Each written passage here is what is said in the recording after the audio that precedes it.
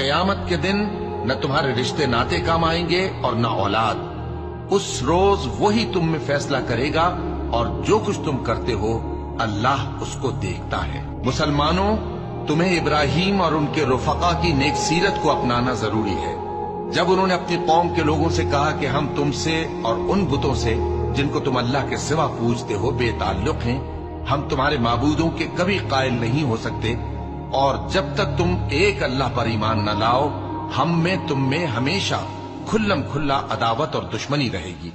ہاں، ابراہیم نے اپنے باپ سے یہ ضرور کہا تھا کہ میں آپ کے لیے مغفرت مانگوں گا اور میں اللہ کے سامنے آپ کے بارے میں کسی چیز کا کچھ اختیار نہیں رکھتا.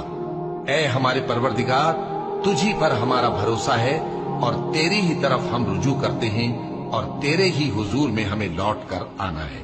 اے ہمارے پروردگار، ہم کو کافروں کے ذریعے فتنے میں نہ ڈالنا